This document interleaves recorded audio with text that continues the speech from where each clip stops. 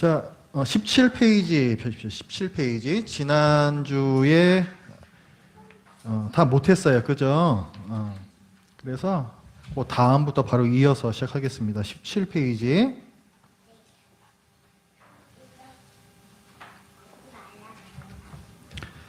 우리가 이제 어떤 얘기를 하고 있었냐면은 예수님이 둘째 아담이시고 그래서 첫째 아담하고 연결이 되기 때문에 첫째 아담은 창조 때에 있었던 사람이죠. 그래서 예수님께서 하신 사역도 창조 때에 있었던 일하고 많이 이렇게 연결이 된다. 그 얘기를 지난주에 했었습니다.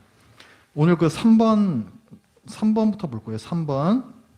17페이지 중간 조금 아래 3번. 거기서도 보겠습니다. 둘째 아담의 사역은, 예수님의 사역은 원시복음이 성취되는 절정이다. 라고 했습니다. 원시복음이 창세기 3장 15절인데 그게 뭐였냐면 요거였죠. 내가 너로 여자와 원수가 되게 하고 네 후손도 여자의 후손과 원수가 되게 하리니 여자의 후손은 네 머리를 상하게 할 것이요 너는 그의 발꿈치를 상하게 할 것이니라. 이 약속이에요.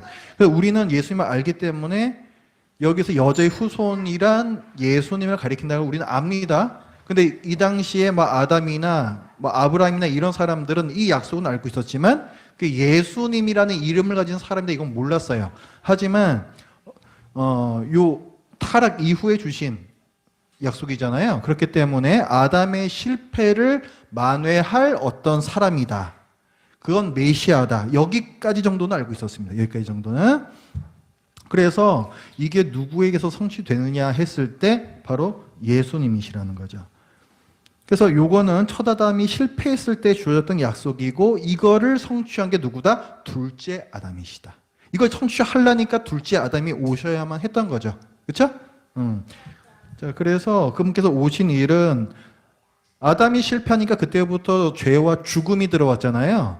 그러니까 둘째 아담이 하셔야 되는 일은 뭐냐면 그걸 갖다 걷어내시는 그 일을 하신 거예요.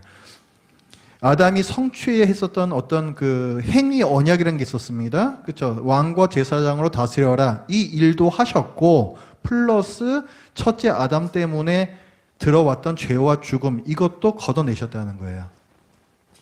그래서 레위기 17장 11절에 보면은 이 죄와 죽음의 문제를 해결하기 위해서는 반드시 죄의 대가를 치러야 한다라는 말씀이에요. 당연한 거죠. 죄에는 죄의 대가를 치러야 되죠.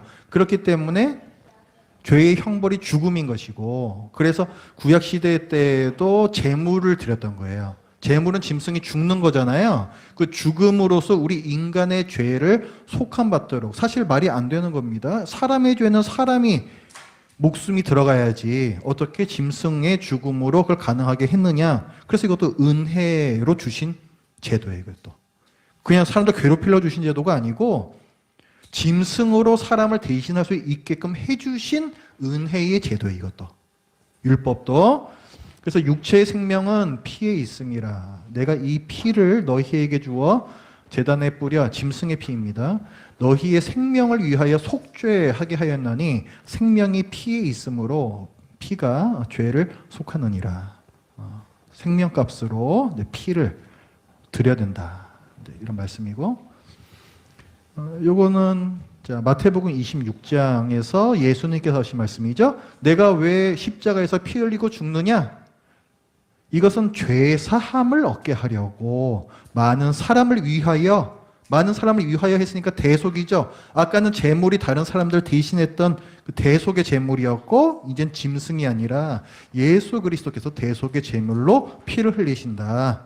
그래서 이게 새 언약의 피라고 말씀드렸습니다. 새 언약의 피 지난 시간에 말씀드렸었고요. 그 다음에 사도 바울도 이렇게 선언하죠. 그러면 이제 우리는 죄인이었는데 그의 피로 말미암아 의롭다 하심을 받았으니 죄를 지었으니까 하나님으로부터 이 진노를 당해야 되는데 그 진노하심에서 구원을 받았다. 이렇게 사도 바울이 선언을 하고 있습니다. 에베소서에서도 우리는 그리스도 안에서 그의 은혜의 풍성함을 따라 그의 피로 말미암아 속량 곧 죄사함을 받았느니라. 자, 속량이란 비참한 상태에 있는 예를 들어서 노예로 팔려갔다라든가 아니면 죽을 죄수라든가 이런 비참한 처지에 있는 사람을 돈을 주고 값을 지불하고 사들이는 걸 뜻해요. 속량은. 근데 우리가 죄인이잖아요. 근데 예수님께서 그 죄값을 당신의 피로서 지불하시고 하나님께서 우리를 사가셨다는 얘기예요. 그러니까 우리 사가셨다 이런 얘기예요. 그게 이제 죄사함이란 내용이죠. 그다음에 골로새서 1장 14절에서도 그 아들 안에서 예수 그리스도 안에서 우리가 속량 곧 죄사함을 얻어도다. 똑같은 말씀을 하고 있습니다. 자, 그다음 4번인데요. 둘째 아담께서 하신 일하고 창조 때하고 연결점이 있다. 자, 거기에 대한 부분인데 요 이제 복음서에서도 이런 부분을 찾을 수가 있다는 거죠. 그래서 빌라도가 예수님을 유대인들이 고발하니까 사실 죄가 없다고 빌라도는 생각을 하는데 유대인들이 하도 고발을 하니까 앞에다가 딱 이제 그 유대인들 앞에서 딱 세워놓고 재판을 하는 거예요. 근데 이 사람을 보라 이렇게 얘기한단 말이에요. 빌라도가. 그런데 이게 언제였냐면은 요게 한 주의 이제 여섯째 날이다. 그러니까 6월절이 이제 금요일이거든요. 금요일. 그래서 일, 월, 화, 수, 목, 금 이렇게 됩니다. 일, 월, 화, 수, 목, 금. 그래서 여섯째 날이에요. 자, 창조하실 때 하나님께서 창조하실 때 여섯째 날에 뭘 만드셨어요? 사람 만드셨죠. 무짐승 만드시고 사람을 그날에 같이 만드셨어요. 여섯째 날에 사람을 만드시고 우리가 그때 첫 번째 시간이었나요? 그때 봤죠. 하나님께서 사람을 지으셨다라는 걸 3번이나 반복하신다. 그게 어떤 의미라고 그랬어요? 자랑하고 싶으셨다라는 거죠. 빌라도도 비슷한 얘기를 하죠. 보라! 이 사람을 보라! 이렇게 얘기해요. 그죠? 물론 의미는 다릅니다. 자랑하는 건 아니죠, 당연히. 근데 이 말 자체만 보면 그 창조 때의 그 사건을 떠올리게 한다는 거예요. 그 다음에 예수님께서 십자가에서 달려서 피 흘리고 돌아가시기 직전에 하신 말씀이 다 이루었다라는 말씀입니다. 다 이루었다. 다 이루었다. 뭘 다 이루셨을까요?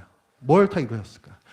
우리가 아까 예수님께서 이 땅에 오셔서 하신 일은 창세기 3장 15절 그러니까 원시복음의 성취라고 말씀드렸죠. 그 절정이라고 말씀드렸죠. 그러니까 그 일을 다 이루신 거예요.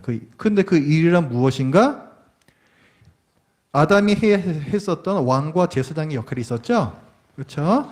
그 역할을 다 하셨고 그리고 아담 때문에 이 땅에 들어온 죄와 죽음의 문제 이걸 다 해결하셨고 그러면 이제 원시복음에서 말씀했던 바가 다 이루어지는 거예요. 그죠? 그래서 그걸 다 이루셨다, 다 이루었다라고 말씀을 하신 겁니다. 그래서 여기 말씀을 보면 여기 빌라도 하는 말이고 이게 다 이루었다 하신 말씀이고 자, 요한복음 17장 4절에 이거는 잡혀가시기 전에 제자들 많은 말씀도 나누시고 또 하나님께 굉장히 긴 기도를 드리세요. 이건 그 기도 중의 일부입니다. 그래서 뭐라고 기도하시냐면 아버지께서 내게 하라고 주신 일을 내가 이루어 아버지를 이 세상에서 영화롭게 하였사오니 원래 하나님께서 하라고 주신 일을 해야 했던 존재는 원래 누구였어요? 아담이었잖아요. 그렇죠? 근데 그것을 이제 예수님께서 내가 이루어 그러니까 아담이 에덴 동산에서 원래 주셨던 일을 다 잘 이루었으면 하나님께서 영광을 받으시는 거예요. 아담이 그 일을 왕과 제사장의 삶을 잘 수행한다는 것은 결국 하나님의 말씀에 따라서 다스리는 것이고 하나님의 말씀에는 하나님의 성품이 다 녹아져 있기 때문에 사랑과 정의로 이 세상을 다스리는 일이에요. 그렇기 때문에 그렇게 다스리게 되면 당연히 하나님께서 영광을 받으십니다. 그렇죠? 근데 그 일을 예수님께서 하셨다는 거예요. 아버지를 이 세상에서 연합게 하였사오니 첫째 아담이 해야 할 일을 다 완수했고 그 결과도 이렇게 나타난다라고 말씀을 하신 거죠. 그 다음에 요 다 이루었다 요게 창세기 2장 1절에도 나옵니다. 다 이루어지니라 이게 나와요. 다 이루어지니라. 창조 때에 하나님께서 뭔가 일을 이제 다 이루시고 그 다음에 일곱째 날에 안식하시죠. 그렇죠? 일곱째 날에 안식하세요. 예수님께서도 다 이루었다. 그게 6월절이라고 그랬습니다. 그게 금요일이라고 그랬죠. 그 다음 날이 뭐예요? 토요일이에요. 그게 유대교에서 안식일입니다. 그게 안식일. 그게 안식일. 그러니까 지금 하나님께서도 다 이루시고 그 다음 날이 안식일이었고 예수님께서도 십자가에서 모든 일을 다 이루시고 그 다음 날이 안식일이었다. 다 연결이 되죠. 그 다음에 프린트에 보시면은 톰 라이트라는 굉장히 유명한 이제 신학자인데요. 이분이 이런 얘기를 했어요. 예수님께서 공생애로 그러니까 30살 때부터 3년간의 그 사역 그것으로 본래의 창조를 완료하셨고 다 이루었다 하셨잖아요. 그러니까 아담이 할 일이란 그 창조 세계에서 해야 됐던 일이었잖아요. 그래서 원래 그 창조 세계에서 해야 했었던 일을 아담이 실패했던 그 일을 예수님께서 다 이루셨다. 사역을 완수하셨다는 것이고 부활로 새 창조를 시작하셨다라고 했습니다. 자, 이렇게 자, 돌아가신 다음에 3일 만에 부활하시죠? 금요일에 돌아가시잖아요. 6월달에 돌아가시잖아요. 그래서 금, 토, 일 해가지고 그렇게 3일이에요. 그래서 일요일 새벽에 다시 살아나시기 때문에 그 날을 주의 날, 주일이라고 해서 저희들이 주일로 계속 지키는 겁니다. 그런데 이 부활은 어떤 의미가 있느냐? 그러니까 예수님께서 십자가에서 죽으신 거 다 이루었다까지는 이제 원래 아담이 해야 했던 일을 갖다가 이제 다 끝마치신 거고, 그래서 이거는 원래 세계와 관계되었었던 일이고, 부활하셨다는 건 뭐냐면, 이건 성경에 보면은 예수님께서 부활의 첫 열매다 이런 표현이 나와요. 부활이라는 것은 예수님께서 원래 갖고 계셨던 그 몸 그대로 일어나셨는데 똑같은 몸은 아니었어요. 그렇죠? 뭔가 달라졌습니다. 갑자기 제자들이 이렇게 막 집안에 모여가지고 문 닫아 걸고 기도하고 있는데 벽을 통해서 들어오셨는지 어떻게 들어오셨는지 갑자기 제자들 가운데 들어오시기도 하고 나중에는 승천까지 하시죠? 굉장히 이상한 일이란 말이에요. 그 다음에 부활하신 다음에는 제자들이 다 못 알아보죠. 몸이 변했다는 얘기거든요. 몸이 변한 거예요. 그러니까 돌아가시기 전의 몸과는 다른 몸으로 살아나신 건데 그게 새로운 몸이에요. 새로운 몸. 나중에 우리가 부활하게 되면 뭐 살아있을 때도 뭐 예수님께서 오실 수도 있는데 어떤 그때도 우리 변화가 됩니다. 그때 그 변화된 몸이 바로 그 몸이에요. 그 몸이. 그래서 그 새로운 몸이라는 것은 새 하늘과 새 땅에 어울리는 몸이거든요. 그렇기 때문에 이 부활이란 새로운 창조 세계의 시작이라고 이제 불리는 거예요. 예수님의 몸은 부활의 첫 열매이시면서 이 새로운 세상에서 우리가 입게 될 몸의 첫 그 몸이시기 때문에 그래서 이 새로운 세계의 어떤 그 시작을 알리는 사건이다. 부활이 그렇게 얘기를 합니다. 자, 그 다음에 요게 이제 그 예수님께서 언제 돌아가셨나 하는 거예요. 요한복음 19장 31절에 보면 이날은 준비일이라 했는데 유대인들에게는 그 뒤에 보시면은 안식일이 큰 날이라 그랬죠. 안식일이 굉장히 중요한 날이거든요. 그래서 안식일을 잘 지키기 위해서 그 전날부터 많은 준비를 해요. 그래서 그날을 준비일이라고 합니다. 그러니까 안식일 전날이 준비일이에요. 근데 지금 그 날이 지금 6월절이라고 그랬죠. 그 준비일이. 근데 그날에 돌아가셨는데 원래는 그 시체를 갖다가 그 바로 내려서 이제 뭐 어떻게 해야 되는데 근데 여기는 뭐라 그래요? 그 유대인들은 그 안식일이 큰 날이므로 안식일에 시체들을 십자가에 두지 아니하려고 그러니까 그 시체를 갖다가 그 십자가에 더 둬야 되는데 그 안식일에도 이 시체가 매달려 있으면 안 된다 해가지고 그 돌아가신 그 당일에 급히 내립니다. 십자가에서. 이제 그 얘기를 하고 있는 거고. 언제 돌아가셨는가? 안식일 전날에 돌아가셨다. 그 창조 때는 다 이뤘다 다음에 안식일이었다. 그거 지금 그 말씀이에요. 이거는 안식 후 첫날 이렇게 주일이라고 그랬죠? 이때 부활하셨다라는 것이고. 또 보겠습니다. 요건 이제 새 창조에 대한 건데 그의 십자가의 피로 화평을 이루사 만물 곧 땅에 있는 것들이나 하늘에 있는 것들이 그로 말미암아 자기와 화목하게 되기를 기뻐하심이라. 그러니까 아담의 죄악으로 말미암아서 하나님과 사람과 이 만물의 관계가 다 뒤틀려 있었거든요. 그런데 예수님께서 십자가에서 하신 일은 뭐냐? 죄의 문제를 해결하신 거죠. 그렇기 때문에 이 뒤틀렸던 관계가 이제 회복이 되기 시작합니다. 그래서 여기 보면은 만물이 예수 그리스도로 말미암아, 그러니까 이 십자가의 피로 말미암아 자기와 화목하게 되었다. 이제 하나님과의 관계가 이제 회복되었다. 이 표현, 이게 그 새 하늘과 새 땅의 시작이라는 말씀입니다. 이게. 그 다음에 또 프린트해 보시면 창조 후에 아담의 범죄로 성소로 나아가는 길에 가로막혔죠. 쫓겨나고 그 다음에 이제 그 두루두는 뭐 불칼과 그 그룹들을 에덴의 동쪽 문을 딱 지키게 서게 하셨잖아요. 못 들어오게 막으셨잖아요. 그러니까 아담이 범죄해서 그 다음부터는 에덴 동산이라는 성전에 들어가는 문이 막힌 거죠.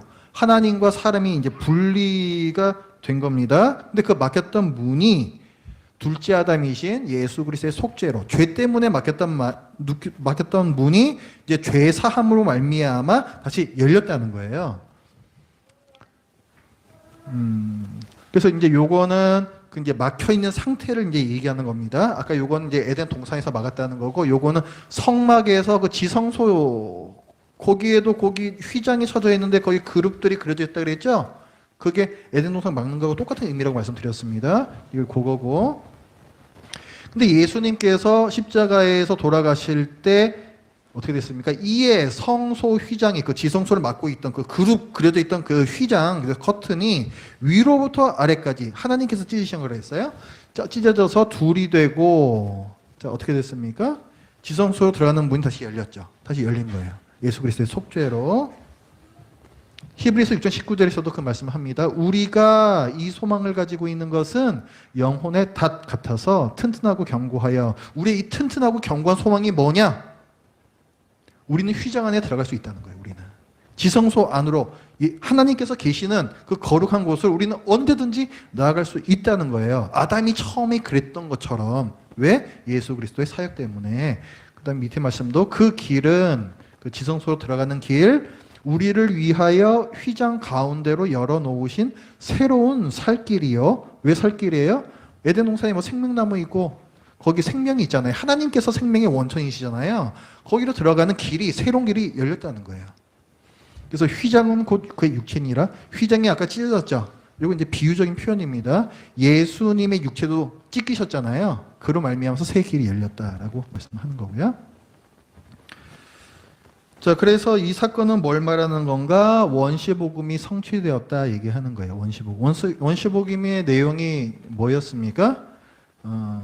그 여자의 후손이 와서 그 뱀의 후손을 짓밟을 것이다 이거죠. 그거. 그러니까 뱀의 후손, 그러니까 그 사탄 마귀가 예수 그리스도의 발꿈치를 앙 하고 이제 물었죠. 그렇죠. 근데 물면서 오히려 그 발꿈치 지가 머리를 밟혀가지고 머리가 이제 터져버렸습니다. 그렇죠. 그게 바로 십자가 사건이라는 거예요. 왜 십자가 사건이 마귀의 머리를 터뜨린 사건일까? 굉장히 치명타를 입혔다는 거잖아요. 그게 왜 그러냐면 마귀의 권세가 뭐냐를 우리가 좀 알아야 되거든요. 제가 한번 여쭤볼게요. OX 문제입니다. OX 문제. 마귀가 하나님 앞에서 이를테면 뭐 저를 포함해서 모든 사람들이 다 죄인이잖아요. 그죠? 모든 사람들 죄인입니다. 자, 아직 뭐 예수 그리스도의 이 죄 사함의 사역이 있기 전을 지금 이제 배경으로 했을 때, 이를테면 그 사탄 마귀가 저를 향해서 조용배는 죄인입니다라고 고발하는 거, 죄를 지었으니 벌을 하셔야 됩니다라고 참소하는 거, 고소하는 거, 이것은 합당한 일입니까? 합당치 않은 일입니까? 아직 그 죄삼이 있기 전에. 사탄이 하나님께 그렇게 말하는 것은 그렇게 당연히 할 수 있는 거예요? 아니면 그렇게 하면 안 되는 거예요?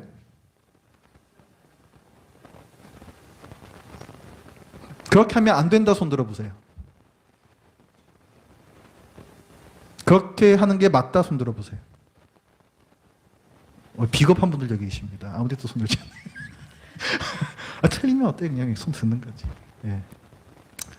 그렇게 하는 게 맞는 거예요. 당연히 그렇게 할 수 있습니다. 맞는 말이잖아요. 제가 죄 짓잖아요.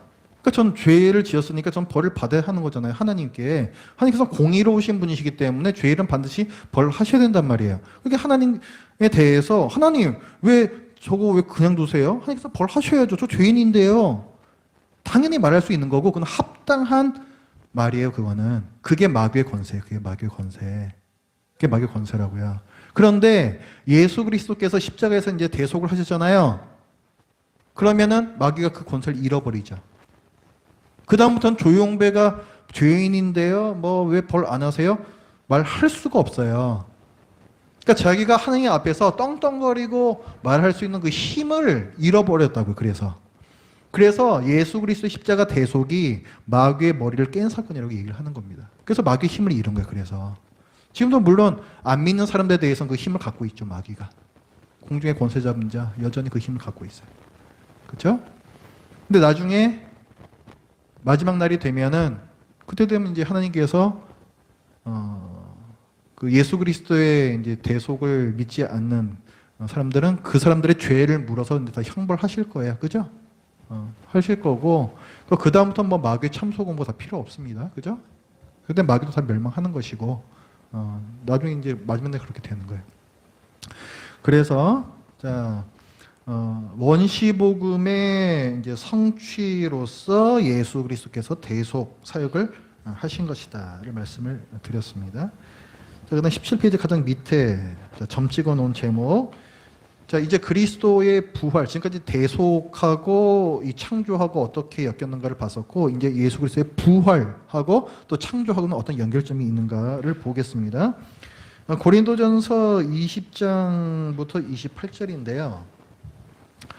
여기에는 첫째 아담이 가져온 죽음과 둘째 아담이 가져온 부활을 대비해요. 죽음하고 부활하고 반대되는 개념이죠. 그렇죠? 그래서 첫째 아담 쪽에는 죽음이 있고 둘째 아담 쪽에는 부활이 있다라고 이 고린도전서 15장에서 여기서 얘기를 하거든요. 그러니까 첫째 아담 얘기하니까 창조하고 연결되는 거잖아요. 둘째 아담의 부활이 첫째 아담의 그 창조 때 첫째 아담의 어떤 무엇하고 연결이 되고 있잖아요. 그래서 예수님의 부활이 창조 때의 무엇과도 연결점이 있다라고 얘기를 한다. 이 얘기입니다. 그래서 이 말씀에 보면 사망이 한 사람으로 말미암았으니 누구죠? 한 사람이 아담이죠. 그런 것처럼 이제 대비시켜요. 죽은 자의 부활도 한 사람으로 말미암는도다. 한 사람 누구죠? 예수님. 그래서 여기서 중요한 개념이 뭐다? 대표의 개념. 대표의 개념. 명확하잖아요. 누구 때문에 다 죽었고 누구 때문에 다 살았다 이 얘기하는 거잖아요. 대표의 개념이에요. 그래서 밑에 정확하게 얘기하죠. 아담 안에서 모든 사람이 죽은 것 같이 그리스도 안에서 모든 사람이 삶을 얻으리라. 자, 여기서 아담 안에서의 모든 사람은 누구죠? 전 인류고 그리스도 안에서 모든 사람은 누구죠? 그렇죠. 예수 그리스도를 머리로 하는 신자들이에요. 위의 모든 사람은 아담을 머리로 하는 모든 사람. 이렇게 누구를 머리로 하는 이렇게 넣어서 딱 해석하시면은 아주 확실해요. 우리 헷갈릴 이유가 없습니다. 자, 그 다음에 자, 첫째 아담이 죄를 지으면서 뭐가 망가졌냐면 원래 하나님께서 창조하시고 딱딱딱 질서를 세우셨단 말이에요. 여기 어떤 첫째 날, 둘째 날, 셋째 날에 어떤 영역 만들어 놓으시고 넷째 날, 다섯째 날, 여섯째 날에 그 각 영역의 주관자들을 딱딱딱 만드시죠. 그 다음에 그거 위에 사람을 지으시고 그 위에 하나님께서 계시다. 이게 창조 7일의 구조였죠. 그런데 아담이 죄를 지으면서 이게 망가졌죠. 아담이 나는 선악을 스스로 내가 분별할 거야. 내가 하나님의 자리에 앉을 거야 해가지고 자기 위에 있던 하나님을 딱 걷어내버리는 바람에 그 다음부터 질서가 엉망진창이 되면서 이 땅에서도 사람에 대해서 뭐 가시덩굴과 엉겅퀴를 내기 시작하고 이런 굉장한 어떤 그 서로가 서로를 대적하는 또 아담과 하와의 관계도 깨지죠. 그렇죠? 그러니까 사람 간의 관계도 깨지고 사람과 만물 간의 관계도 깨지는 이게 모든 질서가 다 깨져버린 거예요. 그러니까 하나님과의 질서가 깨지면서 근데 그 관계를 둘째 아담이신 예수님께서 이제 또 회복하셨다는 게 바로 이 말씀이에요. 보면 만물을 그의 발 아래 두셨다 하셨으니 만물을 아래 둔다 말씀하실 때 만물, 이 그는 누구냐면 둘째 아담이신 예수 그리스도입니다. 창조의 그림에서 원래 그렇게 돼 있었죠. 첫째 아담 때문에 이게 관계가 헝클어졌다 그랬잖아요. 그런데 지금 어떻게 예수님께서 하셨다? 만물을 다시 둘째 아담의 발 아래 두셨다는 거예요. 그렇죠? 근데 거기 보면 뒤에 이어지는 말씀 보면 만물을 아래 둔다 말씀하실 때에 만물을 그의 아래 두시니가 그 중에 들지 아니한 것이 분명하도다. 이거 말장난 같은 얘기인데 지금 둘째 아담 밑에 만물이 있잖아요. 그럼 이 만물 안에 당연히 예수님이 이 안에 안 들어가 있는 거죠. 이 위에 계신 분이니까 만물 안에 당연히 없잖아요. 지금 그 얘기를 하는 거고 뭘 지금 강조하는 거냐면 만물 위에 분명히 둘째 아담이 있다를 지금 강조하는 표현이에요. 이게 그 창조대 그림을 갖다가 지금 보여주는 거라고요. 그 다음에 만물을 그에게 복종하게 하실 때에는 노란 거 이거 중요해요. 아들 자신도 그때에 만물을 자기에게 복종하게 하신 자, 만물을 예수님에게 복종하게 하신 이게 누굴까요? 하나님이죠. 이분에게 아들 자신도 복종하게 될 것이다. 말씀하고 있죠? 이건 마지막 날 예수님께서 재림하실 때 이렇게 되는 거예요. 그러니까 그때는 어떤 구도 되는 거예요? 만물이 있고 그 위에 예수 그리스도 있고 그 다음에 예수님께서 누구에 복종하신다? 하나님께 복종하신다. 이거 창조 때 그 그림이죠. 그렇죠. 그래서 이는 하나님이 만유의 주로서 만유 안에 계시라 하심이라. 하나님이 참 왕으로서 이렇게 회복되는 그림이에요. 이게. 예수님께서 둘째 아담이시다는 게 너무 명백한 거예요. 이거는. 그죠? 그래서 이게 원래 아담 때 그리시던 그 그림이잖아요. 그렇죠? 하나님께서 사람 만드시고 우리 형상을 따라 사람 만드시고 그 밑에다가 만물을 줘서 다스리게 하자. 이거를 갖다가 성취를 하시는 거라고요. 그래서 프린트물에 보시면 아담이 하나님의 아들이고 이스라엘도 하나님의 아들이죠. 근데 이런 존재들이 다 하나님의 아들이고 하나님의 형상이고 또 이 세상을 맡은 청직이 그러니까 대리 통치자 이런 원래 그런 자격이었는데 창조 세계를 다스리라는 통치 임무에 실패했어요. 하나님을 잘라냄으로써 하나님께 불순종함으로써 이 통치 임무에 실패했습니다. 하지만 그렇다고 해서 하나님께서 처음에 가지셨던 계획이 망가진 건 아니라는 거예요. 하나님께서 사람을 통해서 이 세상을 다스리게 하자라고 사람을 지으셨죠? 그게 애초에 계획이죠? 그거 망가지지 않았다는 거예요. 사람이 실패했는데 사람이 계속 다스리는 그 계획은 실패하지 않았다고요. 그래서 그걸 뭘로 이루시는 거냐면 예수 그리스도를 보내셔서 예수 그리스도 보내셔서 아까 봤던 요 고린도전서 요 말씀이 그거잖아요. 그렇죠? 하나님께서 성취하셨다고요. 성취하셨다. 자, 그래서 완전한 인간으로서의 그리스도를 보내셔서 이 일을 성취를 하셨다. 자, 그 다음에 이제 마지막 아담이 이제 예수님이신데, 마지막 아담하고, 우리 신자들 있잖아요. 우리 신자들은 뭐, 교회라고도 얘기할 수가 있어요. 그죠? 그래서 어떤 관계가 있는가를 볼 거예요. 마지막 아담과, 그러니까 예수님과 우리는 어떤 관계가 있는가. 예수님을 마지막 아담이라고 한다면 우리는 뭐냐면요. 교회, 우리 모든 신자들은 뭐냐면 새로운 아담적 인류다 이렇게 얘기해요. 우리 그 이스라엘에 대해서 얘기할 때 이스라엘이 하나님의 백성이죠. 근데 뭐라고 그때 우리 표현했었냐면은 이 집단적 아담이라는 표현을 그때 쓴 적이 있습니다. 집단적 아담. 아담의 역할을 하는 어떤 집단이라는 얘기예요. 우리도 집단적 아담이에요. 우린 집단적 새 아담이죠. 그러니까 그거 갖다 이렇게 다르게 말한 거예요. 새 아담적 인류. 새 아담이 예수 그리스도시니까. 그렇죠? 그래서 새 아담적 인류라고 해서 이걸 전 인류로 생각하시면 안 됩니다. 예수 그리스도를 머리로 하는 인류, 그래서 이게 교회예요. 그래서 이 예수님과 우리 사이에는 굉장히 중요한 관련성이 있습니다. 그게 이 말씀이에요. 그러나 부활에 대한 거거든요. 각각 자기 차례대로 이제 부활하게 되는데, 먼저는 첫 열매인 그리스도요. 이미 부활하셨죠. 그 다음에는 그가 강림하실 때에 그리스도에게 속한 자요, 이렇게 얘기해요. 예수님께서 다시 오실 때 신자들도 다 부활하죠. 불신자들도 부활합니다. 불신자들도. 근데 여기서 이제 그 신자들 부활을 이제 강조하는 이제 말씀이에요. 이건. 그러니까 예수님이 그러셨던 것처럼 우리 성도들도 부활을 하게 된다. 그걸 이제 말씀을 하는 것이고, 고린도후서에 가 보면은 자, 그리스도의 사랑이 우리를 강권하시는도다. 자, 그리스도와 우리의 관계 지금 얘기하는 거예요. 우리가 생각하건대 한 사람이 모든 사람을 대신하여 죽었은즉 모든 사람이 죽은 것이라. 그가 모든 사람을 대신하여 죽으심은 지금 예수 그리스도에 대해서 얘기하고 있는 거죠. 살아있는 자들로 하여금 다시는 그들 자신을 위하여 살지 않고 오직 그들을 대신하여 죽었다가 다시 살아나신 이를 위하여 살게 하려 함이라. 그러니까 우리 신자들은 예수 그리스도를 위해서 살아야 한다는 거예요. 나 구원받았네, 아 신난다, 끝. 이게 아니고 우리 삶의 방향과 목적이 바뀌어야 한다라고 말씀하고 있습니다. 예수 그리스도를 위해서 살아야 된다. 왜냐하면 예수 그리스도께서 우리 위해서 죽으셨으니까. 그렇죠? 그러므로 우리가 이제부터는 어떤 사람도 육신을 따라 알지 아니하노라. 비록 우리가 그리스도도 육신을 따라 알았으나 이제부터는 그같이 알지 아니하노라. 예전에는 우리가 예수라는 사람을 그냥 유대인들이 보기에는 그냥 사람이라고 여겼어요. 나사렛 목수의 아들, 그냥 육신을 따라서 그냥 그렇게 봤단 말이에요. 그런데 믿게 된 이후에는 그렇게 보지 않죠. 그렇게 알지 않죠.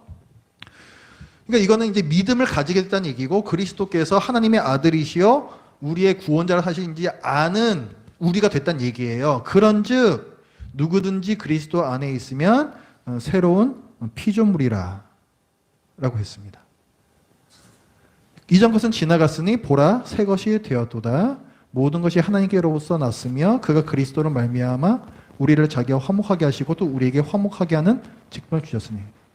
그러니까 우리가 예수 그리스도를 믿게 됨으로부터 우리의 방향과 목적, 삶의 방향과 목적이 바뀌어야 되는데, 어떤 역할을 우리가 이제 수행해야 되는 것이냐? 화목하게 하는 직분을 주셨대요. 화목하게 하는 직분이 뭐냐? 이게 제사장이에요, 제사장. 이게 제사장이에요.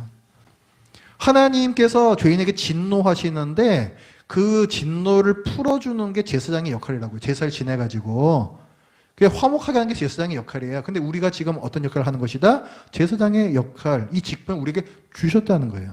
곧 하나님께서 그리스도 안에 계시사 세상을 자기와 화목하게 하시며 그들의 죄를 그들에게 돌리지 아니하시고 화목하게 하는 말씀을, 복음을 우리에게 부탁하셨느니라. 그러면 우리가 그리스도를 대신하여 사신이 되어 하나님이 우리를 통하여 너희를 권면하신 것 같이 그리스도를 대신하여 간청하노니 너희는 하나님과 화목하라. 그러니까 전도에 대한 내용도 말씀하고 있고, 그러니까 제사장의 역할이 뭐냐 했을 때 예수 그리스도를 전하는 거.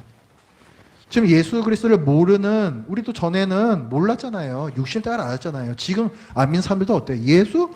그 이스라엘 사람 아니야, 이렇게 알고 있잖아요. 너희들도 그렇게 알았다가 이제는 예수님 어떤 분이신지 알고 하나님과 화목하게 되었잖아. 그런 것처럼 이제는 너희 주위에 예수님을 그냥 육체로만 아는 사람들, 그 사람들 복음을 전해서 너희가 그렇게 된 것처럼 그 사람들도 하나님과 화목하게 만들어라. 이 말씀이에요. 이 말씀이에요. 그래서 이게 제사장적 사명이 되는 겁니다. 그러니까 지금 예수님하고 이 신자라는 것은 뗄래야 뗄 수가 없는 거예요. 예수님이 없는, 혹은 예수님을 알지 못하는 그리스도인이란 있을 수가 없는 겁니다. 그 존재 자체도 있을 수가 없고 그 사명 자체도 있을 수가 없어요. 그러니까 이 마지막 아담과 이 새 아담적 인류라고 부르는 교회, 이 둘은 뗄래야 뗄 수가 없는 관계죠. 여기서 보면 나는 이제 너희를 위하여 받는 괴로움을 기뻐하고 그리스도의 남은 고난을 그의 몸된 교회를 위하여 내 육체에 채우노라. 교회는 예수님의 몸이에요. 교회는 예수님의 몸이에요. 머리는 생각을 하고 우리의 손과 발은 일을 하죠. 그렇죠? 그러니까 우리는 움직여야 되는 거예요. 그러니까 우리는 예수님께서 원하시는 바를 우리를 통해서 그 일을 이루신다고요. 그러니까 뭐 절대주권, 뭐 예정 다 좋은데 그거 믿고 나는 아무것도 안 해도 하나님께서 다 알아서 하실 거야 하는 거는 이런 말씀하고 전혀 맞지 않는 말씀이니까. 그거는 우리의 사명, 우리의 직분 유기입니다. 그건 유기. 아까 우리가 봤지만 그러라고 부르신 게 아니잖아요. 제사장 역할을 하라고 부르셨단 말이에요. 제사장 역할을 하라고. 교회는 예수님의 몸이다. 그럼 여기도 이제 그런 말씀이 나오죠. 거꾸로예요. 또 만물을 그의 발 아래에 복종하게 하시고 그를 만물 위에 교회의 머리로 삼으셨느니라. 자, 이거 구조를 한번 잘 보세요. 그라는 것은 누구예요? 예수님이죠. 아까 우리 봤잖아요. 만물이 예수님 아래에 있다고요. 그러니까 만물이 예수님 발 아래에 지금 있어요. 그죠? 그런데 이 예수님을 만물 위에 교회의 머리라 그랬어요. 이게 그럼 무슨 말입니까? 그림으로 그려보면은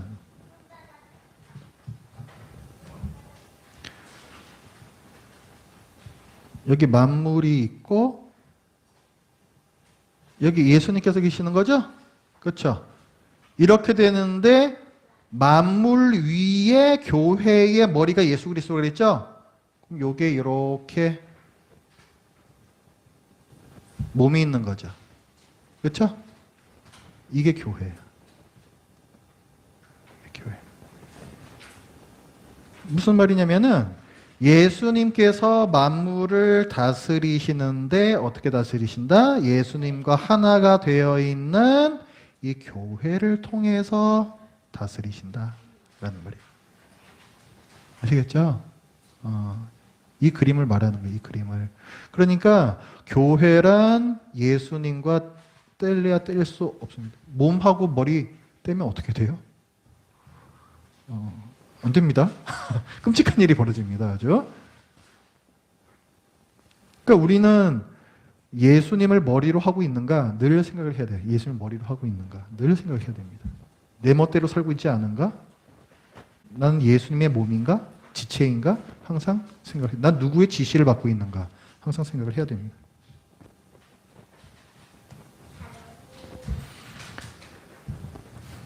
그래서 자, 요 그림 다시 봐야겠네. 요 마지막 아담의 그러니까 이 새 아담적 인류라는 게, 이 새 아담적 인류, 요 신자라는 게 예수님을 계속 닮아가는 사람들이죠. 그렇죠? 그래서 성경에 보면은 우리 신자들에게 뭐라고 말하냐면은 예수 그리스도의 형상을 계속 이제 닮아가라. 뭐 이런 말씀을 계속 하세요. 그래서 우리는 이 예수 그리스도 닮아가야 하는 것인데, 그래서 우리는 예수 그리스도의 어떤 형상, 또 우리도 예수 그리스도의 형상도 되는 거예요. 그렇게 되면 하나님의 형상이기도 하지만 예수 그리스도의 형상도 되는 거예요. 그래서 이런 교회가 뭘 해야 되는 것이다? 이제 땅 끝까지 퍼져 나가면서 만물을 하나님의 뜻대로 다스리는, 그래서 하나님께 영광 돌리는 그런 역할을 해야 돼요. 그게 교회의 사명이고 여러분 자신의 사명이에요.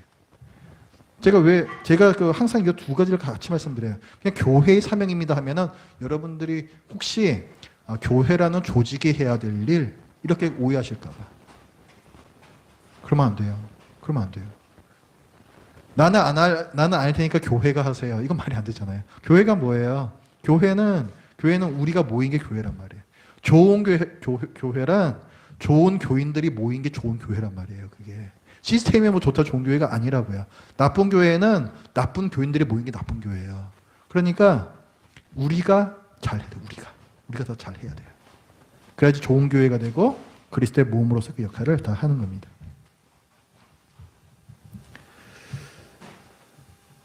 그래서 말씀을 좀 더 보면은 하나님이 미리 아신 자들을 또한 여기 나오죠. 그 아들의 형상을 본받게 하기 위하여. 여기 나오죠. 우리 예수 그리스도의 형상을 본받아 가야 합니다.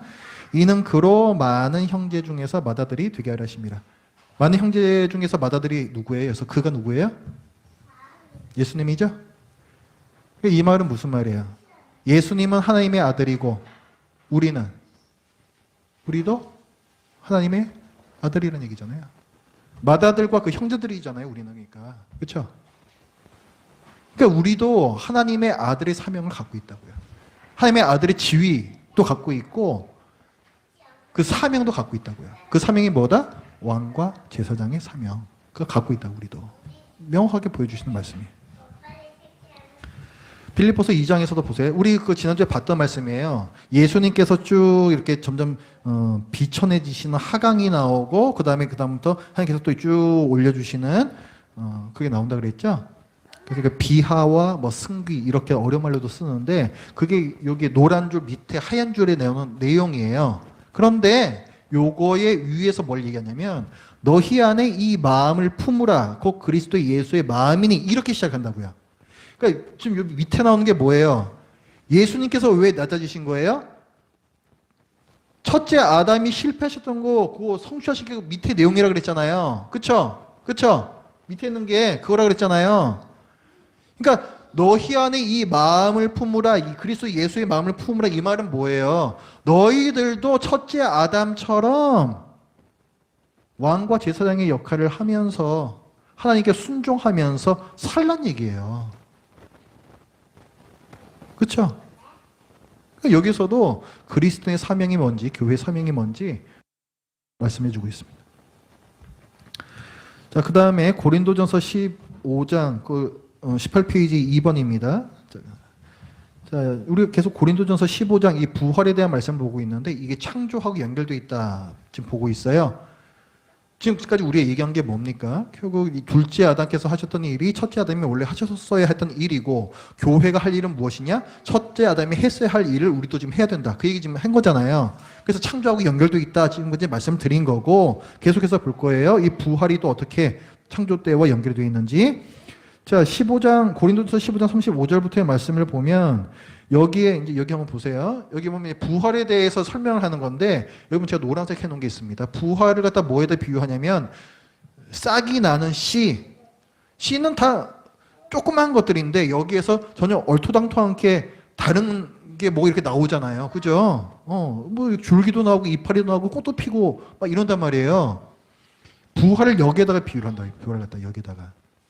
우리가 나중에 부활했을 때 어떤 몸을 입게 됐느냐 했을 때 이 분명히 뭐 줄기나 뭐 이파리나 이런 것들 이 씨에서 분명히 나온 거예요. 연속성이 있는 거죠. 근데 전혀 다르게 생겼죠. 그럼 불연 속성이 있는 거예요. 그죠? 그래서 우리가 나중에 입게 될 부활체라는 것도 이 몸하고 전혀 관계 없진 않아요. 이 몸하고 연결이 분명히 돼 있어요. 그런데 불연속적인 전혀 다른 성질을 갖고 있다를 이렇게 표현한 거예요.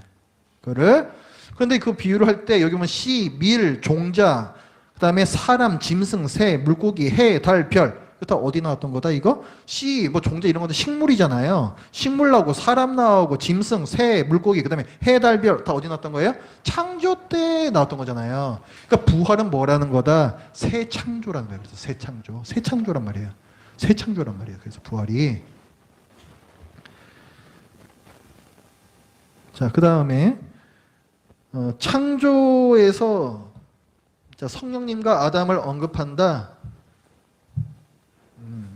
이거 뭐 여러 번 우리가 봤습니다. 그 창조할 때 뭐 물 위에 성령님께서 운행하셨다. 하나님의 영이 운행하셨다. 이게 성령님이라 그랬고 창조 때 그 아담 창조했다 나오잖아요. 성령님 창조 나왔었는데 그것처럼 요 고린도전서 여기에서도 성령님이 나오고 새 아담이 나와요.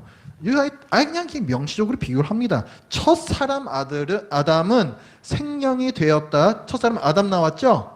그 다음에 마지막 아담은 살려주는 영이 되었다. 이 살려주는 영이 성령님이에요, 이게.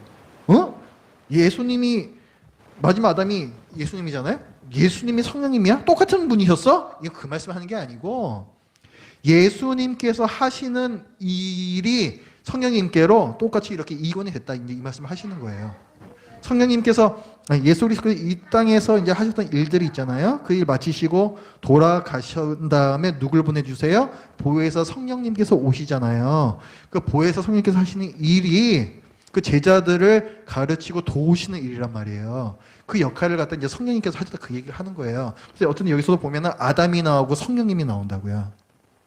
그래서 이렇게 창조하고 또 연결시키고 있다. 라는 것이고, 그래서 이게 이제 창세기에 나왔던 표현이죠. 자, 여기 보면은 하나님의 영, 성령님 나왔고, 2장 실제로 보면 아까 아담이 생명이 되었다 이러면 첫 사람 아담 생명이 되었다. 요게 이제 2장 7절이거든요. 그래서 흙으로 사람을 지으시고 생기를 그 코에 불어 넣으시니 사람이 생명이 되니라. 이제 요 말씀을 아까 인용한 겁니다. 여기서도 로마서에서도 이제 부활에 대해서 얘기할 때 성결의 영이 거룩한 영이에요. 거룩한 영, Holy Spirit. 이게 성령님이란 말이에요. 성결의 영으로는 죽은 자들 가운데서 부활하사 능력으로 하나님의 아들로 선포되셨으니, 여기도 보면 부활이라는 단어가 나오고 앞뒤에 뭐가 나와요? 성령님과 하나님의 아들 이렇게 나오죠. 그렇죠? 이렇게 나오고, 그 다음에 여기 이제 고린도서 15장 20절에는 그러나 이제 그리스도께서 죽은 자 가운데서 다시 살아나사 잠자는 자들의 첫 열매가 되셨도다 이 말씀하는데, 첫 열매면은 두 번째 열매, 세 번째 열매, 뭐 100번째 열매, 10,000번째 열매 계속 있단 얘기죠. 그렇죠? 그럼 이건 뭘 말하는 거겠어요? 우리 신자들의 부활을 말씀해 주신 내용이에요. 이 말씀은 그래서 누가 그러면 이 첫 열매를 이은 사람들이 되겠습니까? 신자들이죠. 신자들. 예수 그리스도를 믿는 자들. 그래서 여기 프린트물이 맞네요. 하나님의 맏아들, 첫 열매, 맏아들 똑같은 표현입니다. 그래서 하나님의 맏아들이시며 부활의 첫 열매이신 예수님을 믿는 자들은 하나님의 아들이 된다. 예수님도 하나님의 아들이고 그리스도를 믿는 사람들도 하나님의 아들이 된다. 자, 이 말씀, 이와 비슷한 말씀이 또 여기 로마서 8장에 하나님이 미리 아신 자들을 또한 그 아들의 형상을 본받게 하기 위해 미리 정하셨으니 이는 그로 많은 형제 중에서 맏아들. 우리는 그 많은 형제들입니다. 우리는 또 그 피조물 중에 우리로 한 첫 열매가 되게 하시려고. 그러니까 예수님을 제외하고는 이제 우리들도 첫 열매가 된다는 얘기예요. 되게 하시려고 자기의 뜻을 따라 진리의 말씀으로 우리를 낳으셨느니라. 그 바울 시대 예수 그리스도를 이제 막 믿기 시작한 초대교회 신자들이잖아요. 신자들 중에서는 이 거의 첫 물에 있는 사람들이잖아요. 그래서 이렇게 표현을 한 겁니다. 그 다음에 여기 계시록 14장에도 나오는데요. 이 사람들은 이 신자들의, 이 순교자들의 이제 영혼이기도 한데, 이 사람들은 여자와 더불어 더럽히지 아니고, 이 여자가 이제 음녀라고도 흔히 이제 표현됩니다. 큰 바벨론이라고도 얘기를 하는데, 요거는 그러니까 세상의 가치에 물들지 않고 세상의 가치에 따라가지 않고 신앙의 절개를 잘 지켰던, 극단적으로는 순교하기까지 신앙을 잘 지켰던 사람들에 대한 거예요. 그러니까 그 사람들은 순결한 자라 어린 양이 어디로 인도하든지 따라가는 자며 사람 가운데에서 속량함을 받아 처음 익은 열매로 하나님과 어린 양에게 속한 자들이다. 처음 익은 열매라는 것은 이제 예수 그리스도를 뜻하는 것이겠고, 하나님과 어린 양에게 속한 자들은 우리를 뜻하는 거죠. 그러니까 우리는 처음 익은 열매하고 밀접한 연관이 있습니다. 자, 지금까지 우리 보면은 이게 우리가 다 이제 이런 데도 보면은 뭐 형제라는 표현이 나오고 맏아들 나오고 돼서 우리는 다 나머지 그 형제들 뭐 아들들이다 뭐 이렇게 얘기했잖아요. 그래서 왜 딸은 없냐? 딸은 없냐? 그거 정당하게 하실 수 있는 질문입니다. 예, 정당하게 하실 수 있는 질문이에요. 그게 왜 딸이 없냐면요. 그럼 저기 천국에 가면은 천국에는 저기 남자만 간단 말이냐? 당연히 아닙니다. 당연히 그런 표현이 아니고, 우리 그 예전에 뭐 히타이트 조약 이런 거 살펴본 적 있었죠. 그거 왜 굳이 그 이방 사람들이 쓰는 그 계약서 형식을 왜 따라서 그렇게 이스라엘 백성하고 언약을 맺으셨는가라고 했을 때, 그렇게 표현을 딱 해주면은 이스라엘 백성이 그냥 뭐 찰떡같이 알아듣기 때문에 그렇게 하는 것이다라고 말씀드렸습니다. 그죠? 그 다음에 왜 그 자기 저주 언약, 왜 동물 다 쪼개놓고 하나님께서 그 사이를 혼자 지나가시냐 했을 때, 그것도 그 당시에 그 사람들이 흔히 하던 언약 의식이었기 때문에 아브라함에게 잘 이해시켜주기 위해서 그렇게 하신 것이다 말씀드렸죠? 이것도 똑같은 거예요. 이것도 똑같은 거예요. 그러니까 유대인들 뭐 구약 시대도 그랬지만은 이 바울 시대 이때에도요. 한 가문을 잇는 것은 아들이었어요. 우리나라도 뭐 불과 몇십 년 전까지 뭐 다 그랬잖아요. 뭐 지금도 그런 집안들이 많이 있고 그거예요, 그거. 그러니까 신자들이 받는 복이 뭐냐면 하나님께서 우리에게 하나님 나라를 주시는 거예요. 이걸 기업으로 주신다, 아니면 유업으로 주신다 이런 표현하거든요. 유업이라는 그 단어가 유산이라는 뜻이에요. 유산. 하나님께서 돌아가시겠어요? 아니죠. 그것도 우리 눈높이에 맞는 그 표현인 거예요. 그러니까 하나님 것인데 그걸 자기 아들들에게 준다라는 그 어떤 당시에 이제 아들에게 상속된다라는 그 문화의 껍데기 안에다가 이런 신학을 넣어서 우리한테 알려주시는 거예요. 그러니까 하나님의 지금은 뭐 아들 딸 구별 없습니다. 둘만 낳아 잘 기르자 옛날 그랬잖아요. 그러니까 아들이든 딸이든 전혀 관계 없어요. 하나님의 자녀. 그러니까 지금은 요즘 이제 이거 번역을 하면 그냥 하나님의 자녀 이렇게 하면 됩니다, 그냥. 그래서 이제 하나님의 자녀들에게 주시는 물려주신다라고 비유할 수 있는 그 하나님 나라라는 큰 복, 그걸 갖다가 얘기하기 위해서 당시에는 그냥 아들 이렇게 썼던 거예요, 그래. 그렇죠? 그래서 딸이 없다고 해서 섭섭하시겠지만은 이 당시에는 문화가 그렇기 때문이다 이렇게 이해를 해주시면 되겠습니다.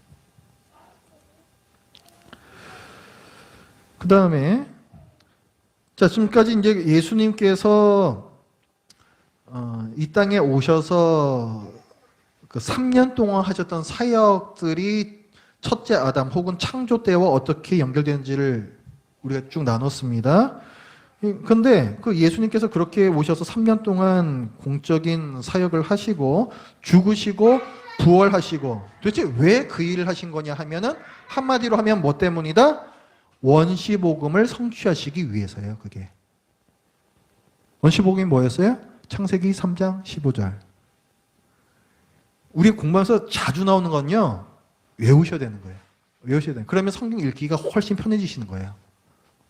그 개념을 계속 이용을 해서 이 성경이 얘기를 하기 때문에 이런 것들은 외워두시면은 성경 읽을 때 많이 도움이 되는 거예요. 외우세요?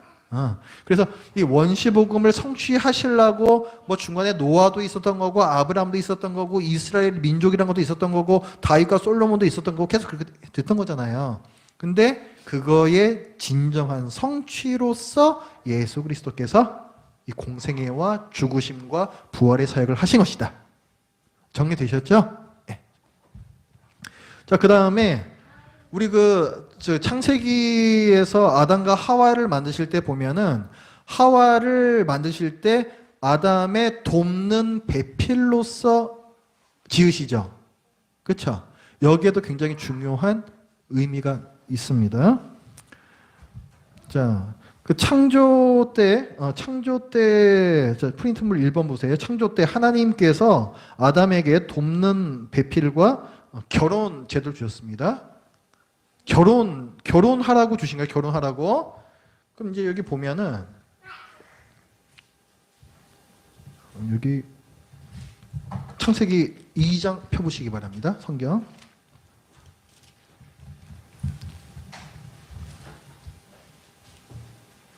창세기 2장 20절부터.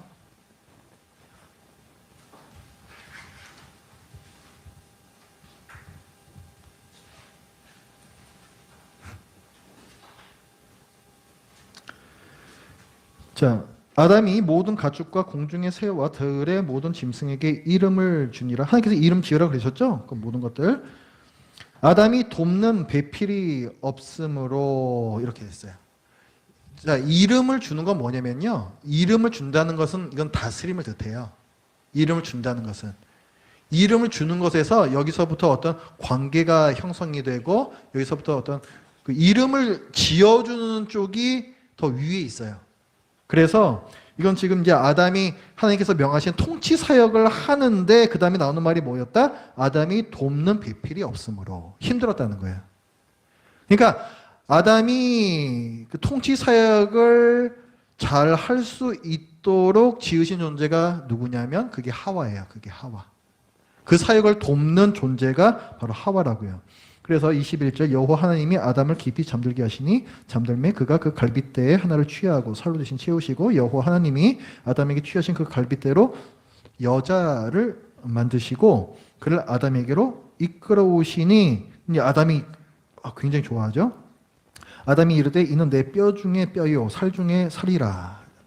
이것을 남자에서 취하였은즉 여자라 부르리라 하고 그 다음에 24절에 이러므로 남자가 부모를 떠나 그의 아내와 합하여 둘이 한 몸을 이룰지로다. 이거 여러분 그 기독교식으로 결혼 예식하는 데서 많이 인용되는 말씀이죠. 이거 그죠? 남자가 부모를 떠나 그의 아내와 합하여 둘이 한 몸을 이룰지어다. 굉장히 많이 인용된 말씀이죠. 이게 결혼제도, 이것이. 자, 우리가 지금 읽은 말씀에서 하와는 어떤 존재였는가? 아담의 통치 사역을 돕는 배필, 결혼 상대였다. 자, 이것을 우리가 지금 봤습니다. 그렇죠? 그 다음에 그래서 아담은 혼자서가 아니라 아담은 하와와 함께 연합하여, 아까 연합이란 말이 나왔잖아요. 그죠? 함께 연합하여 통치 사명을 수행해야 했습니다. 그렇죠? 그래서 창세기 1장 27절부터의 말씀을 보면 하나님의 형상대로 사람을 창조하시되 어떻게 창조하셨다? 남자만이 아니라 남자와 여자를 창조하시고 그들에게 복을 주시면서 명령하시죠. 생육번성 충만하라 땅을 정복하라. 통치 명령이잖아요. 남자와 여자에게 같이 주시죠. 같이 주신단 말이에요. 그러니까 요거는 요약본이고 요걸 갖다 딱 클릭하면 쫙 펼쳐지는 그 상세 내용이 뭐냐면 아까 봤던 그 창세기 2장의 말씀이에요. 요가. 그 두 번 창조하신 게 아니에요. 요 1장에도 나오고 2장에도 나오니까 아담과 하와를 두 번 창조하셨나? 이렇게 생각하시면 안 됩니다. 1장은 요약본, 요걸 갖다 상세하게 풀어 쓴 게 2장. 아셨죠? 네. 그래서 요 명령 아담과 하와에게 주셨다는 것이고, 그럼 한번 생각을 해보십시오. 땅에 충만하라 그러셨잖아요. 둘이서 먼 수로 땅에 충만했어. 둘이서. 그럼 어떻게 해야 돼요? 자손을 갖다가 많이 낳아야죠. 그렇죠? 그러니까 출산이 반드시 필요하죠. 반드시 필요해요. 그것 때문에 결혼하라 하신 거고. 그래서 이 통치 명령을 위해서 여러 가지 이제 요소들이 중요하고 필요한데 그 중에 하나가 이 출산이었다는 거예요. 아이 낳는 거. 자, 여기에서 우리가 하나 이제 아주 중요한 사실이 나옵니다. 이 아담과 하와가요.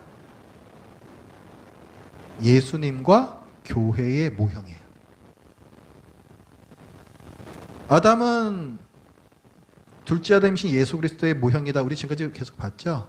하와 아담의 신부였던 하와는 둘째 아담이신 예수 그리스도의 신부인 교회의 모형이에요.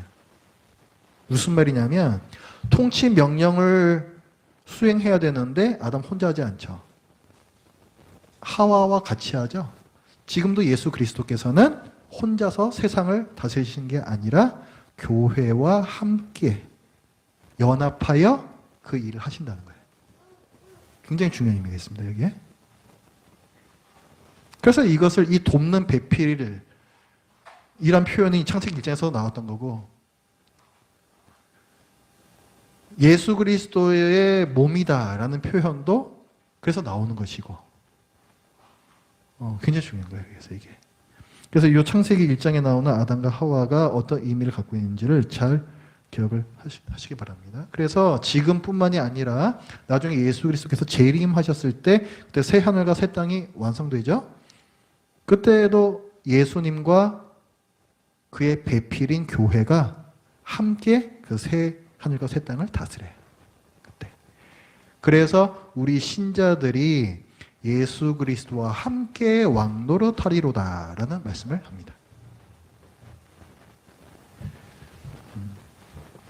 그래서 에베소서 5장 31절 그러므로 사람이 부모를 떠나 그 아내와 합하여 그 둘이 한 육체가 될지니 이 비밀이 크도다.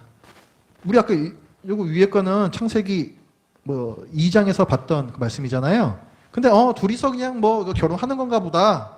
생각했는데 이 비밀이 크도다 하면서 그리스도와 교회에 대하여 말하노라. 딱 연결시키죠. 이게 원형이고 이게 모형이란 거예요. 예수님께서 말씀하신 겁니다. 예수께서 그들에게 이르시되 혼인집 손님들이, 혼인이라는 게 나왔어요. 혼인집이니까 신랑과 신부가 있겠죠. 신랑과 이 손님들이 신랑과 함께 있을 때 금식할 수 있느냐, 신랑과 함께 있을 동안에는 금식할 수 없느니라. 이거 지금 신랑이란 예수님을 가리키는 거거든요.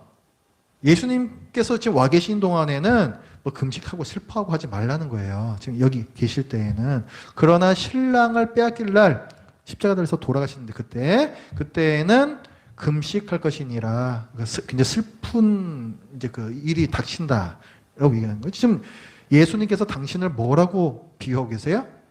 신랑이라고 스스로 갖다 이렇게 비유하신다고요. 예수님께 나는 신랑이다. 그건 신부가 당연히 있는 거잖아요. 그렇죠? 신부가 없는데 당신을 갖다 신랑이라고 표현하셨겠어요? 나와 있지는 않지만 당연히 신부가 있는 거예요. 이거는 당연히 신부가. 그게 누구다? 우리 교회라는 거예요. 우리 교회. 다음에 세례 요한도 얘기를 하죠. 신부를 취하는 자는 신랑이나 서서 신랑의 음성을 듣는 친구가 크게 기뻐하나니 나는 이런 기쁨으로 충만하였노라. 신랑은 누구? 예수님. 신랑의 음성을 듣는 친구는 누구?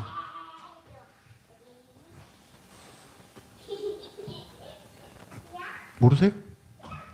세례 요한이죠. 네, 세례 요한. 여러분 성경 읽으실 때 그냥 무심코 눈만 읽지 마시고 제가 성경 읽는 방법 알려드릴게요. 어떻게 읽는 건지. 성경 읽다 보면은 어떤 사람이 나오기도 하고 어떤 시간, 때가 나오기도 하고 어떤 장소가 나오기도 해요. 그게 다 중요해요. 그게 다 중요해요. 그래서 어떻게 하시냐면 이렇게 해야 천국 갑니다. 이거 아닙니다. 제 공부하는 요령을 제가 알려드릴게요. 이를테면은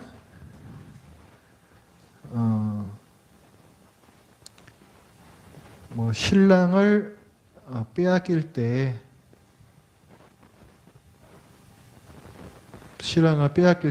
뭐 너희가 금식할지니라 뭐 이런 말씀이 있다고 칩시다.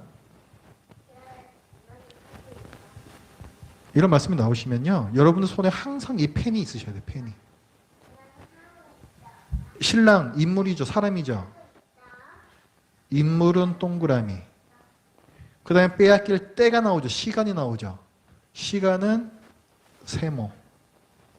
그 다음에 여기 어떤 장소가 나올 수가 있어요. 그렇죠? 어떤 장소가 이렇게 나오면 거기에는 네모를 치세요. 그러면은 이 말씀을 읽으실 때에 더 유심히 보실 수가 있어요.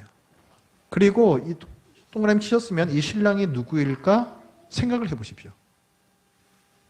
친구가 나왔잖아요. 친구는 그럼 누구일까? 여기도 동그라미 치고 이건 누구일까 생각을 하는 거예요. 그래 놓고 이 펜으로 손에다 메모를 하시라고요. 메모를 하시라고요. 신랑 여기에다가 예수 그리스도 써놓고 친구 여기에는 세례 요한. 빼앗길 때 요거는 십자가에서 돌아가실 때 이렇게 메모를 해놓으시라고. 이렇게 하면은 성경을 굉장히 정독할 수가 있고 그 의미도 분명히 알고 넘어가실 수가 있어요. 이렇게 읽으시라고. 이렇게. 성경 100번 읽으면 뭐해요? 뜻을 모르는데. 누굴 가르치는지 모르는데 이거 100번 읽으면 뭐하냐고 도대체. 의미가 없어요. 한 번 읽더라도 의미를 제대로 생각하면서 이해하시면서 읽으세요. 아셨죠?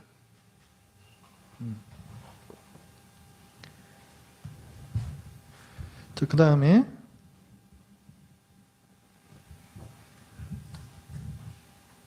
요한계시록에도 이제 이런 표현이 나옵니다. 또 내가 보면 거룩한 성 새 예루살렘, 이 거룩한 성 새 예루살렘이 뭐냐면 이게 그 교회예요, 교회. 신자들이라고 보시면 신자들. 거룩한 성 새 예루살렘이 하나님께로부터 하늘에서 내려오니 그 준비한 것이 신부가 남편을 위하여 단장한 것 같더라. 그래서 보면은 거룩한 성 새 예루살렘이 신부거든요. 그렇죠? 예수 그리스도의 신부가 교회잖아요. 그래서 거룩한 성 새 예루살렘이 교회라는 것을 알 수가 있는 겁니다. 자, 근데 어떻게 비유하느냐? 신부, 남편 이렇게 비유하잖아요. 그렇죠? 그러니까 이것도 지금 결혼의 이미지를 갖고 온 거죠. 그러니까 창세기 때 아까 나왔던 아담과 하와 그 이미지 그대로 끌고 오는 거예요. 이게 원형이란 거예요. 이게 원형.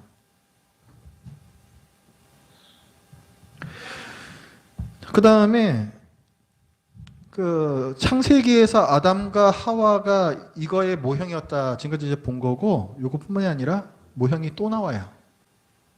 그게 뭐냐면 이스라엘 있죠? 이스라엘. 이스라엘도 이 신부 교회의 모형이에요. 그래서 구약 성경에서 어떻게 보통 표현이 되냐면 하나님께서 신랑이시고 이스라엘은 신부고 이렇게 많이 비유가 됩니다. 그리고 이사야 말씀인데 한번 보세요. 이스라엘에 대해서 이사야 선지자가 뭐라고 얘기를 하냐면 이는 너를 지으신 이가 네 남편이시라. 지으신 이가 누구예요? 이스라엘 누가 지으셨어요? 하나님께서. 근데 뭐라고 표현해요? 이스라엘의 남편이다. 그럼 이스라엘은 아내가 되는 거예요. 그죠? 그의 이름은 만군의 여호와이시며 이렇게 쭉 나오죠. 그 다음 여호와께서 너를 부르시되 마치 버림을 받아 마음에 근심하는 아내, 너 아내 이렇게 연결되죠? 아내로 표현해요. 이스라엘. 곧 어릴 때에 아내 되었다가 버림을 받은 자. 어릴 때란 건 뭐예요? 출애굽했을 때 출애굽하신 다음에 신의 산으로 데리고 오시죠. 그렇죠? 그래서 언약 맺으시죠. 이 언약이 뭐냐면 이게 결혼이에요. 이게 결혼. 이게 결혼이고 그 다음에 성막 지으시죠. 성막이 신혼집이에요. 이게. 그래서 그 얘기를 한 거예요. 어릴 때에 그 출애굽했을 때 아내 되었단 말이에요. 그런데 이스라엘이 계속 뻘짓하죠. 그러니까 이걸 영적인 간음이라고 선지자들이 많이 질타를 해요. 그렇죠? 그래서 버림을 받는단 말이에요. 버림받아서 어떻게 돼요? 다른 나라로 끌려가는 거예요. 그래서. 그렇죠? 이런 거 같이 이제 이걸 이제 예언하는 거예요. 이렇게 할 것이다. 예언하시는 거고. 그러니까 자 창세 때에는 아담과 하와가 모형이었고 그다음에 구약 시대에는 하나님과 이스라엘이 모형이었고 원형은 뭐다? 예수 그리스도와 교회. 예수께서 16절에도 이렇게 나와요. 이것도 시간이 없어서 제가 읽지 않겠습니다. 여기서 보면 여기 위에 보면은 맹세 언약 결혼에 대한 부분이고 밑에 왕후의 지위에 올린 것이 이게 이스라엘이고 그 밑에 이제 행음한다 나왔죠. 뻘짓하는 거 나온 거고 그 다음에 네가 나를 위하여 낳은 네 자녀들. 그러니까 지금 이게 이게 지금 하나님하고 이스라엘 결혼했다는 얘기죠. 20절에 보면은 자녀를 낳았다는 결혼했다는 얘기잖아요. 결혼 관계 얘기를 하시는 거고. 호세아서에서도 이제 그 말씀을 합니다. 여기 보면은 이제 2장 2절에서 그는 내 아내가 아니요 나는 그의 남편이 아니라. 그래서 하나님과 이스라엘 관계를 말씀하고 있습니다. 그 다음에 이제 회복에 대해서 말씀하는 게 그 밑에 부분이에요. 그 밑에 부분 나중에는 그들이 본 남편에게로 돌아오게 될 것이다. 하나님께 돌아오게 될 것이다. 네가 나를 내 남편 다시 일컫게 될 것이다. 내가 네게 장가들어. 그죠? 장가들겠다. 새 장가 드시는 건가?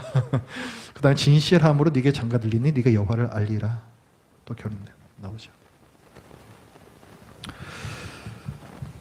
자, 그 다음에 그 밑에 2번입니다. 신약시대 신자들의 통치 사명과 출산, 전도 사명.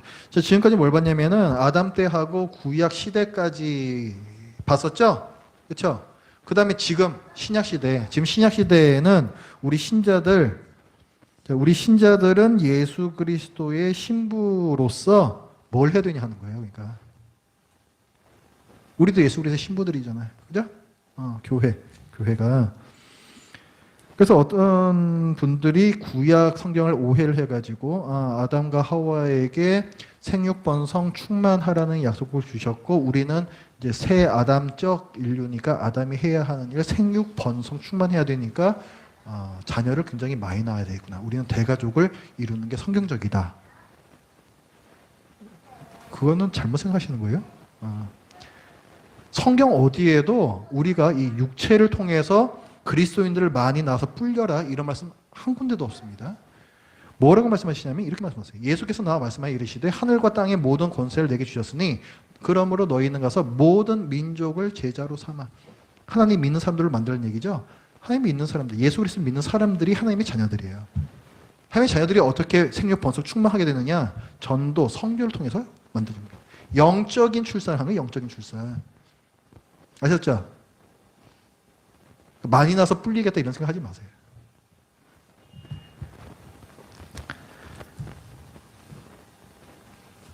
여기에 대한 말씀은 여러 군데 나옵니다. 예수님께서 말씀하셨어요.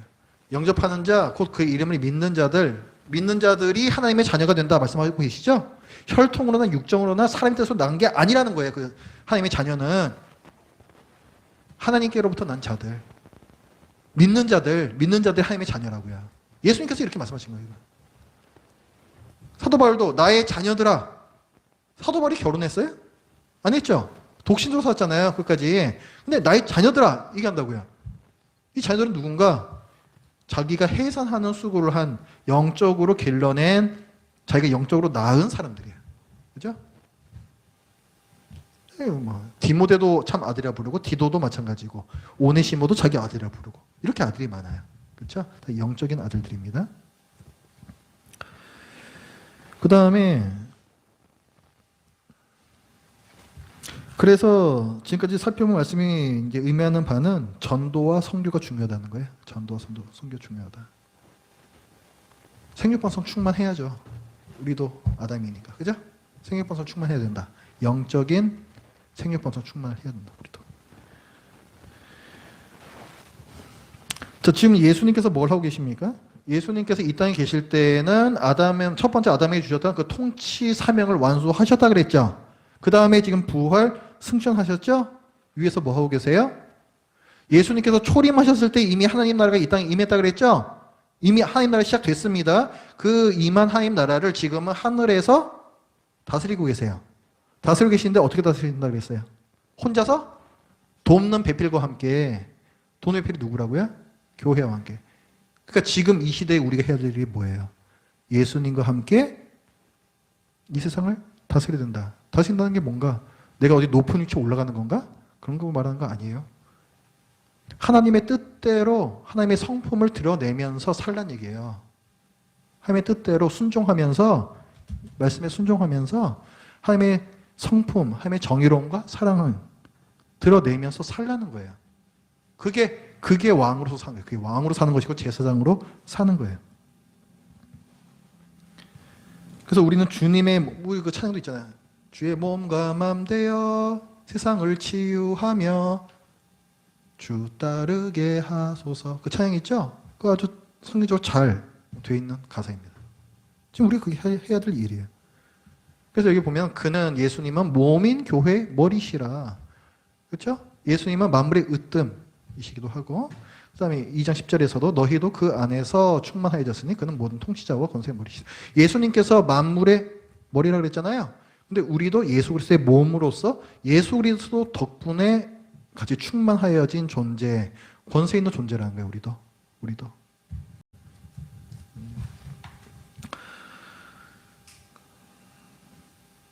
그래서 지금 이제 이 시대에 우리 교회가 해야 할 일이, 신자들이 해야 할 일이 뭐다? 하나님의 뜻대로 하나님의 성품을 드러내면서 다스리는데 누구와 함께 다스리는 거다? 누구와 함께? 예수 그리스도와 함께 다스리는 거죠. 그게 나타있는 구절이 어디냐면 요한계시록이에요. 그게 요한계시록. 요거는 뭐 제가 많이 말씀드린 말씀입니다. 이거 왕과 제사장 사명. 내가 왕과 제사장에는 그런 위치만 하시면 안 된다 그랬어요. 그죠? 제가 그죠? 그건 이 말씀을 갖다가 오독하는 거라고요. 이걸 말씀하는 이유는 그렇게 살라는 거예요. 그렇게 살라는 거예요. 그래서 이제는 너희들 하나님의 백성이고 왕같은 제사장들이기 때문에 왜 왕 제사장의 표현이 나온지 이제 아시잖아요. 우리가 아담적 새 인류란 말이에요. 우리가 교회가. 그래서 밑에 보면 뭐라고 나와요? 육체의 정욕을 제어하라.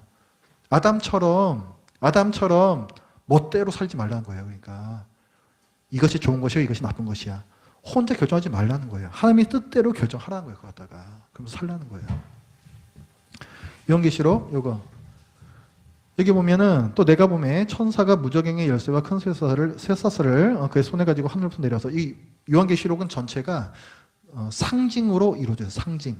그래서 이게 정말 여기 문자적 그대로 어떤 그림이 그대로 이 어떤 현실에서 나타나는 게 아니라 요한계시록 전체가 상징이에요. 그래서 이 뜻이 무엇인지를 잘 봐야 됩니다. 여기 보면 천사가 무저갱이라는 이 밑바닥이 없는 아주 깊은 구덩이에요. 그거에 대한 그 문을 여는 열쇠와 큰 쇠사슬 누구 이렇게 결박하려고 하는 거죠. 하늘부터 내려와서 누굴 잡았대요? 용을 잡았대요. 용은 옛뱀이요 마귀요 사탄이래요. 이걸 잡아서 1000년 동안 결박했다 그랬습니다. 이게 뭐냐면 예수님께서 십자가에서 달리셨을 때 그 대속의 사역을 이루셨을 때 마귀머리 깨졌다 그랬죠. 힘을 잃었다 그랬죠. 한번 생각해 보세요. 내가 수영을 못 하는데 이 물에 빠졌어요. 근데 이 물에 밑에 바닥이 있으면은 탁 차고 올라오면 되죠. 근데 바닥이 없어요. 그러면은 힘쓸 수가 없죠. 계속 가라앉죠. 이게 무적행, 이게 무적행. 그러니까 마귀가 전혀 힘쓸 수 없는 그런 상태에 빠졌다는 거예요. 이거는 그게 뭐냐면 예수님께서 십자가에서 죽으심으로 마귀의 머리를 박살내시는 거예요. 왜 힘이 쫙 빠졌다? 정죄할 수가 없거든요. 이제 정죄하는 게 권세였는데 이제 그 권세가 없거든요. 그러니까 머리가 깨지면서 이렇게 됐다는 거예요. 그래서 이것도 어떻게 표현을 하냐면은 1000년 동안 결박했다. 힘을 못 써요, 지금 마귀가. 지금 이미 그렇다고요. 이미 그렇다고, 지금 이미. 예수님의 사역 때문에 우리를 정죄하지 못한다고요. 그래서 3절에 무적행에 던져 넣어 잠그고 그 위에 임봉하여 1000년이 차도록 다시는 만국을 미혹하지 못하게 하였다. 그래서 여기 보면 1000년이라는 단어가 계속 나오죠. 1000년. 이 1000년이 뭐냐면 이것도 상징적인 숫자예요. 1000이라는 것은 10 곱하기 10 곱하기 10이 3번 이제 곱해진 수죠. 그래서 이거는 굉장히 그 충만하다, 뭐 이제 아주 충분하다 이런 뜻을 가져요. 성경에서 1000이라는 숫자는. 그래서 이건 뭐냐면은 자, 이 어떤 충만한 기간 동안 사탄이 힘을 쓰지 못한다는 얘기예요. 어떤 충만한 기간 동안. 그런데 그게 이미 시작이 됐다고 아까 말씀드렸죠. 사탄이 힘 빠진 사건이 언제냐고요. 제가 대속이잖아요. 그때부터 이미 시작이 된 거라고요. 그게 1000년이 언제 끝나는 거냐면 그게 예수님 재림 때예요. 그게. 그래서 그걸 종말이라고도 제가 말씀드렸고 그걸 이렇게 해서 이제 뭐라 얘기하냐면은 또 뒤에 말씀을 보면 이때 마귀는 이렇게 됐고 신자들은 뭘 하냐가 나오는데 또 내가 보좌들을 보니 거기에 앉은 자들이 있다. 자들이니까 복수예요. 보좌라는 것은 왕좌거든요. 왕의 보좌에 많은 사람들이 앉아 있어요. 이건 누굴까요? 심판하는 권세도 있대요. 누굴까요? 또 내가 보니 예수를 증언함과 하나님의 말씀 때문에 목배임을 당한 자들의 영혼들과 또 짐승과 그의 우상에게 경배하지 아니하고 그들의 이마와 손에 그의 표를 받지 아니한 자들이 이렇게 나오죠. 그러니까 그 왕좌 앉아 있는 건 바로 이 사람들이에요. 신자들이란 말이에요. 신실한 신자들이란 말이에요. 이 사람들이 그 1000년 동안 뭘 한다? 그리스도와 더불어 1000년 동안 왕노릇한다 이렇게 나왔어요. 무슨 말이에요? 예수님께서 초림하시고 십자가에 달려 죽으시고 그때부터 1000년 왕국이 시작됐고 사탄은 이제 권세를 잃었고 우리 신자들은 그동안에 뭘 하는 것이냐? 예수 그리스도의 돕는 배필로서 그의 몸된 교회로서 왕과 제사장으로서 이 세상을 다스린다는 얘기예요. 그래서 이걸 뭐라 그러냐면 1000년 왕국이라고 얘기해요. 이 1000년 왕국. 이게 1000년 왕국이에요. 그래서 1000년 왕국은 예수님의 초림 때부터 재림 때까지를 말하는 것이고 지금 우리가 지금 살고 있는 이 신약 시대를 가리킵니다. 무슨 말인지 아시겠죠?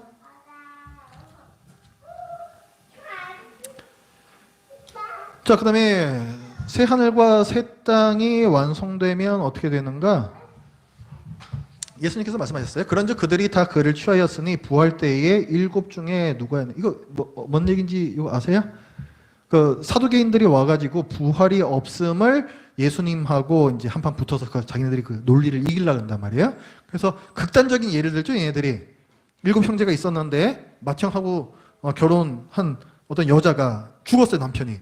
그러면은 그 수혼제라 그럽니다. 동생이 그 형수의 어떤 생계를 책임져야 되기 때문에 결혼해요.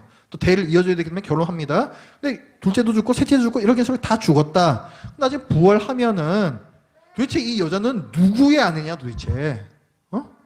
이걸 묻죠. 그랬더니 예수께서 뭘 말씀하시냐면 너희가 성경도 모르고 하나님의 능력도 알지 못하는 거로 오해하였다 하시면서 부활 때에는 그러니까 이건 새 하늘과 새 땅이 완성된 그때죠. 다들 부활할 때 그때에는 장가도 아니 가고 시집도 아니 가고 결혼 제도가 없다는 거예요. 그때는 결혼 제도 없어요. 여러분들 저기 천국에 가시면 이제 해방되신다고요. 해방되신다고 이제 하늘에 천사들 같으니라. 그래서 이 하늘에 있는 천사들 같은데 이거는 아마 남녀의 구별이 없는 걸 가리킨다로 보통 그렇게 봐요. 신학자들이. 이건 무슨 말입니까? 아까 저기 창조 때 아담과 하와 왜 결혼하라 그랬어요? 왜? 그 몇 가지 이유들인데 그 중에 하나가 뭐냐면 출산에 대한 부분이에요. 출산에 대한 부분. 출산이 굉장히 중요하죠? 자손들이 땅까지 퍼져야 되니까. 근데 마지막 날에는 그게 필요 없다는 거예요. 왜? 여기 그 보좌에 앉은 사람들이 엄청 많잖아요. 하나님께서 창세 전부터 구원하시기로 택하신 자들이 이미 다 찼잖아요. 수가 찼잖아요. 그러니까 이 사람들이 그냥 세상 다스리면 되는 거기 때문에 출산이 필요 없어요. 그렇기 때문에 결혼도 필요 없다. 물론 결혼의 목적이 출산은 아닙니다. 그 얘기를 드리는 건 아니에요. 그러나 예수님께서는 어쨌든 마지막 그때는 결혼도 없고 이제 출산도 없다. 이런 말씀을 해주시는 거예요. 그래서 여기 보면 우리가 저기 보시면 예수님께서 너희가 성경도 모르고 하나님의 능력도 모른다. 얘기를 하시잖아요. 그러니까 우리가 지금까지 이제 배웠던 그런 것들 이제 잘 이렇게 생각을 해보면은 그래서 부활 때에는 결혼 제도가 없구나. 우리는 이해를 할 수가 있어요. 근데 성경을 알지 못하면 이해할 방법이 없어요. 왜 그때는 왜 결혼하면 안 되는 거야? 이제 이렇게 되는 거예요. 그때는.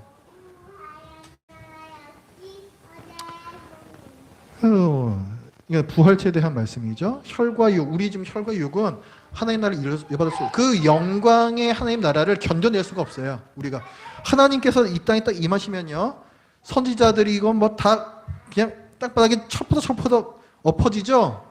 뭐 사도 요한 이 사람도 그냥 기절해 버린다고요. 기절해 버려요. 그냥 그 영광의 빛을 감당을 못해요. 우리 이 육체는 그런 육체예요. 근데 우리가 부활하게 되면은 그 하나님을 직접 뵙게 되거든요. 그걸 감당할 수 있는 우리 몸도 그래서 변화가 되는 거예요. 우리 몸도. 그게 부활체예요.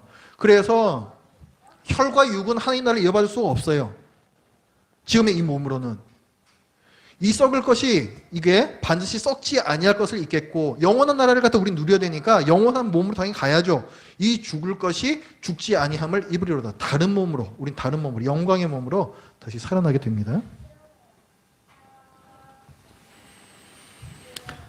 자, 그 다음에 19페이지 보십시오. 5분 남았는데.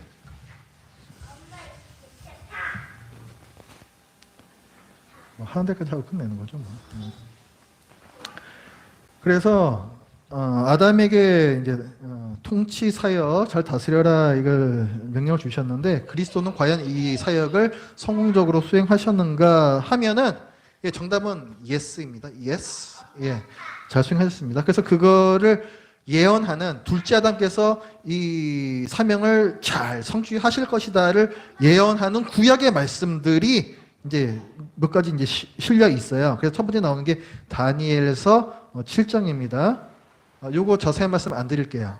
요거는 그 작년에 했던 그 마지막에 될 일들이라는 그 강의에 우리 유튜브에 다 올라와 있습니다. 거기에서 제가 설명 드린 부분이 있어요. 그래서 그걸 참조하시면 되겠고, 그 다음에 밑에 이제 요한계시록을, 이 요한계시록도 굉장히 많은 부분에서 이제 그리스도의 사역 때문에 이제 이 세상에 이제 죄와 죽음이 거치고, 어떤 일들이 일어나고, 새하늘과 새 땅이 임하고, 뭐 이런 일들이 다 기록이 되어 있습니다. 그래서 거기에 대한 이제 말씀을 제가 이제 쭉 이제 해놓은 거고, 그래서, 제가 한번 그런 말씀 드린 적이 있어요. 이 성경이라는 것이 하나님이라는 한 저자의 책이기 때문에 당연히 처음부터 끝까지 하나의 스토리를 갖고 있고 그 다음에 특히 창세기와 이 요한계시록 마지막이 북매치로 거의 아주 이 상통하는 그런 문구들이 많이 있다는 말을 제가 드린 적이 있습니다. 그래서 그게 이 표에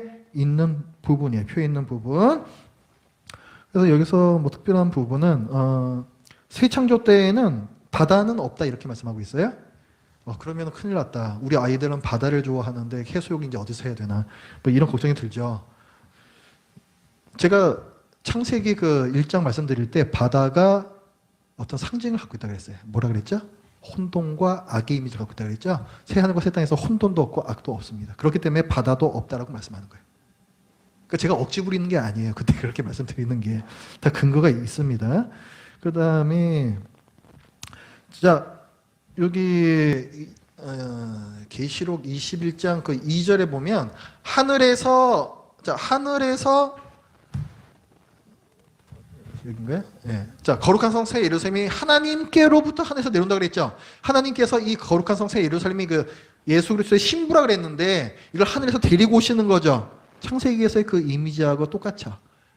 하와를 지어서 아담에게로 이끌고 오시니라고 되어 있잖아요. 똑같은 이미지예요. 의도적으로 이런 표현을 쓰는 겁니다. 이런 것들. 자, 그 다음에 그 표 밑에 종말론적 성전에 대한 상징들이라고 했는데, 요 부분도 제가 설명드리지 않겠습니다. 이건 어디 나오냐면은, 작년인가 재작년인가 했던 강의 중에서 에덴에서 새 에덴까지라는 강의가 있습니다. 거기에 다 나오는 내용이에요. 그래서 제가 특별히 설명드리지 않겠습니다. 그 다음에 20페이지. 자, 마지막 때에는 이 새 인류가 생긴다 그랬어요. 새 아담적 인류, 그 하나님께서 택정하셨던 모든 충만한 신자들이 다 그때 있다 그랬잖아요. 이 사람들이 뭘 하냐 했을 때 제사장의 임무를 수행한다라고 했습니다. 제사장의 임무. 요것이 계시록 여기네요. 다시 저주가 없으면 하나님과 그 어린 양의 보좌가 그 가운데 있으리니 요거 그의 종들이 그를 하나님과 예수 그리스도를 섬긴다 그랬습니다. 섬긴다라는 단어가 어디 나왔냐면은 창세기 2장 15절에 경작하며 지키고 해서 경작하며가 섬긴다라는 뜻이라 그랬죠. 여기 또 나오죠. 그렇죠? 아담이 실패했던 걸 이제 누가 한다? 신자들이 한단 말이에요. 신자들이 한단 말이에요. 그 다음에 22장 계시록 22장 4절에는 우리가 하나님의 얼굴을 직접 봐요. 그래서 이거 뭐 지복직관, 직관지복 뭐 이런 식으로 이제 얘기를 하는 부분인데 이거는 창세기에서 보면은 아담과 그의 아내가 여호와 하나님의 낯을 피하여 죄 지은 다음에 이 표현이 나온다는 얘기는 그 전에는 여호와 하나님의 낯을 보았다라는 말이잖아요. 그렇죠? 그래서 똑같은 말이에요. 이거는 똑같은 말이에요. 그것도 이게 북매치가 되는 부분. 자, 뭐 이런 부분들이 있습니다. 그 다음에 그래서 자, 이 성경은 무엇이냐? 이 성경은 무엇이냐? 이 성경은 하나님께서 지으신 하나의 책이다라는 것이고 이 성경의 시작에서는 뭘 알려줘요? 왜 이 세상을 만드셨고 왜 사람을 만드셨는가를 알려주죠? 그쵸? 그 다음에 맨 끝에 가면은 뭘 말씀해줘요? 그게 성취된 모습을 보여줘요. 그죠? 하나님의 뜻대로 완성된 세상과 하나님의 뜻대로 섬기며 다스리는 사람, 이걸 지금 나타내잖아요. 계획과 성취가 나와 있는 거죠? 그렇죠? 이렇게 이루어져 있는 이게 성경이다. 그래서 이 목적을 달성하기 위해서 원래 첫째 아담이 잘했으면 금방 끝나는 건데 이걸 실패했기 때문에 둘째 아담께서 오셔서 성취하셨다는 거, 그게 이 성경에 나와 있는 것이고, 그렇기 때문에 우리는 창세기 1장부터 3장을 읽을 때 그저 하나님께서 뭐 이렇게 만드셨나 보다 타락했나 보다 이렇게 읽어야 되는 것이 아니라 이것이 하나의 책임으로 반드시 성경 뒷부분에 나오는 예수 그리스도에 대한 내용, 그 다음에 종말에 대한 내용, 이것을 염두에 두면서 읽어야 된다는 거예요. 읽어야 된다는 거예요. 반드시 그렇게 읽어야만 된다는 거예요. 반드시. 그게 하나님께서 이 책을 이렇게 하나로 주신 목적이니까. 아셨죠? 그러므로 창세기 1장부터 3장 첫째 날에 뭘 만드시고 둘째 날에 뭘 만드시고 셋째 날에 뭘 만드시고 우리 그 그림 봤죠? 이거 딱딱 그림 봤죠? 이게 과학적 설명이에요. 그러면은 과학적 설명 될 수가 없어요. 이게 과학적 설명 될 수가 없는 게 처음에 빛과 어둠을 나누시고 해달별은 나중에 생긴단 말이에요. 뭐 만드시니 하루가 지났다. 해달별도 나중에 만드세요. 해달별도 없는데 무슨 하루가 있냐고요, 도대체. 그러니까 이게 과학적인 사실 설명하는 내용이 아닌 거예요. 창세기 1장부터 3장까지는. 그 그림을 그려주시는 거고, 그거 의미하는 바는 뭐다? 세상에서 사람의 위치가 어딘지 알려주시는 거예요. 그렇죠? 그 목적으로 how와 why가 있다고 그랬잖아요. 성경 읽을 때 어떤 부분은 how를 읽어야 되고 어떤 부분은 why를 읽어야 된다. 그런데 창세기 1장부터 3장은 뭐를 읽어야 되는 거다? why로 읽어야 된다. why로. 왜 이 세상을 창조하셨는지, 왜 사람을 창조하셨는지 그거를 말씀하시는 본문이라고요. 그걸 말씀하시기 위해서 문학적인 장치가 들어가 있는 그 본문이라고, 이 안에는. 뭐 하나님께서 뭐 이 세상 창조하신 게 아니다, 그 얘기 드린 게 아니에요. 창조하셨는데 그 그림을 통해서, 그 문학적인 장치를 통해서 보여주신 거다. 그걸 얘기하는 겁니다. 그래서 이 책의 제목처럼, 자, 맨 처음 부분에 종말론이 다 들어가 있죠. 그래서 Last Things First, 이런 이제 책 제목이 이제 있는 거고요. 그래서 지금까지 배운 바가 우리 현재 신자에게 어떤 의미를 가지는가? 지금까지 제가 여러분들하고 나눈 내용은 뭐냐면요, 이 세상이 어떻게 시작됐고 어떻게 끝날 것인가, 그 다음에 나는 왜 이 세상에 존재하게 됐으며 나는 나중에 어떻게 될 것인가, 나는 지금 어떻게 살아야 할 것인가, 이런 부분을 지금까지 말씀드린 거죠. 이걸 뭐라 그러냐면 이걸 세계관이라 그래요. 세계관. 이게 세계관이에요. 세상의 시작과 종말, 인류와 나 개인의 시작과 종말, 죽음의 의미, 이런 걸 갖다가 다 얘기하는 게 세계관이라고요. 그리고 지금까지 얘기한 것은 성경적 세계관이야. 기독교적 세계, 기독교 세계관이에요. 이게 기독교 세계관. 기독교 세계관 중요한 이유는 뭐냐면 이것이 큰 그림이거든요. 이걸 알면 거기에서 내가 지금 어디 있는지를 알 수가 있어요. 우리 지금까지 봤잖아요. 그 신약의 교회는 뭘 해야 되느냐, 나는 그리스도인으로서 뭘 해야 되느냐, 난 뭐 새 아담적 인류다, 지금까지 봤잖아요. 내가 지금 어디 있는지 이제 좌표를 찍을 수 있게 된다고. 이제는 좌표를 찍을 수 있다는 말은 뭐냐면 원점을 알고 목표점을 안다는 얘기예요. 그럼 목표점을 알기 때문에 내가 이제 어떻게 살아야 할지, 삶의 방향과 내가 앞으로 어디에 더 중점을 둬야 하는지, 이런 부분들 갖다가 이제 고민해야 되고 그대로 살아야 된다는 얘기예요. 그게. 그래서 지금까지 여러분들이 배우신 것이 여러분들에게 진짜 도움이 되는가 아닌가 하는 거는 이제 앞으로 여러분들의 삶이 바뀌느냐 안 바뀌느냐 여기에 달려 있어요. 진짜로. 그냥 머리로만 알고 아 그렇구나, 성경이 참 기가 막히네 하고 지금까지 그냥 뭐 세상 사람들과 만약에 똑같이 그 가치관 따르면서 쫓아와서 살아왔다고 하면, 만약에 그렇다고 한다면, 그런데도 이걸 지금 알고도 또 그렇게 앞으로 산다고 한다면 이거 배우신 아무런 의미가 없어요. 아무런 의미가 없어요. 아무런 의미가 없어요. 원점 찍고 목점 찍어 줬는데도 나는 내 멋대로 살겠다. 여전히 그건 선악과 따먹은 아담이야. 그거는 새 아담적 인류가 아니야. 그거는. 아시겠죠? 그래서 고민하셔야 돼요. 어쩔 때는요, 공부하는 게 더 부담이 될 때가 있어요. 왜냐하면 하나님께서는 모르고 죄 지은 자보다 알고 죄 지은 자를 더 벌한다 말씀하셨거든요. 우리는 이제 아주 많은 것들을 알았어요. 많은 것들을 알았어요. 이 세상에 대해서 알고 성경에 대해서 알고 하나님의 목적과 뜻에 대해서 알았다고요. 그리고 우리 잘해야 돼요. 그래서 맨 밑에 저기 로마서 11장 말씀이 있습니다. 이거 우리 같이 한번 읽어볼게요. 시작. 깊도다 하나님의 지혜와 지식의 풍성함이여 그의 판단은 헤아리지 못할 것이며 그의 길은 찾지 못할 것이로다. 누가 주의 마음을 알았느냐? 누가 그의 모사가 되었느냐? 누가 주께 먼저 드려서 갚으심을 받겠느냐? 이는 만물이 주에게서 나오고 주로 말미암아 주에게로 돌아갑니다. 그에게 영광이 세세히 있을지어다. 아멘. 그러므로 형제들아, 내가 하나님의 모든 자비하심으로 너희를 권하노니 너희 몸을 하나님이 기뻐하시는 거룩한 산 제물로 드리라. 이는 너희가 드릴 영적 예배니라. 너희는 이 세대를 본받지 말고 오직 마음을 새롭게 함으로 변화를 받아 하나님의 선하시고 기뻐하시고 온전하신 뜻이 무엇인지 분별하도록 하라. 아멘. 강의는 여기까지 마치겠습니다.